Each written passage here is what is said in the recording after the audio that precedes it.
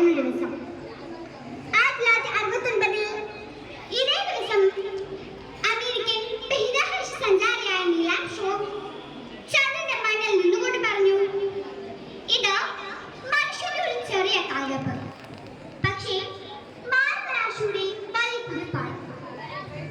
ആ മാറ്റം ലോകത്തെ മുഴുവൻ പ്രചോദിപ്പിച്ചു. ആ ഒരു ചരിത്ര സംഭവത്തിന്റെ ഓർമ്മയ്ക്കായിട്ടാണ് 2021 മുതൽ ഐക്യരാഷ്ട്രസഭ ജൂലൈ 21 അന്താരാഷ്ട്ര ചാന്ദ്ര ദിനമായി ആഘോഷിക്കുന്നത്. ചന്ദ്രൻ നമുക്ക് ആകാശത്തു കാണുന്ന വെറും വെളിച്ചം മാത്രമല്ല. പണ്ട് മുതലേ ചന്ദ്രൻ നമ്മുടെ കലയ്ക്കും കവിതയ്ക്കും പ്രചോദനമാണ്. ചന്ദ്രൻ ഭൂമിയുടെ ഒരേ ഒരു ഉപഗ്രഹവും സംരക്ഷകനുമാണ്.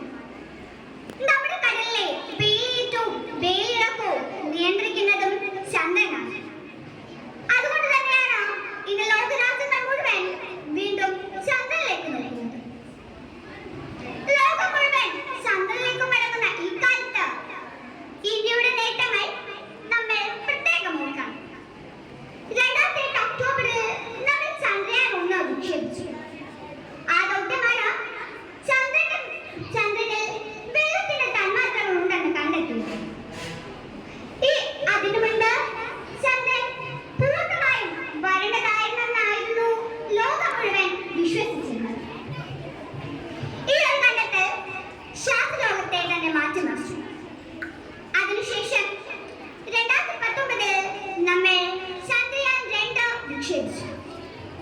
ആ ദൗത്യത്തിന് ലാൻഡിംഗ് സമയത്ത് ചെറിയ തടസ്സം ഉണ്ടായെങ്കിലും അതിന്റെ ഓർബിറ്റർ ഇപ്പോഴും ചന്ദ്രന് ചുറ്റുന്നുണ്ട്. പക്ഷേ നമ്മുടെ ഏറ്റവും വലിയ അഭിമാനം 2023 ഓഗസ്റ്റ് 23 അന്നാണ് ചന്ദ്രയാൻ 3 ചന്ദ്രന്റെ ദക്ഷിണ ധ്രുവത്തിൽ വിജയകരമായി ഇറങ്ങി. ലോകത്തിന്റെ ആർക്കും എത്തിച്ചേരാൻ പറ്റാത്ത സ്ഥലത്താണ് നമ്മൾ വിക്രം ലാൻഡർ ഇറക്കിയത്.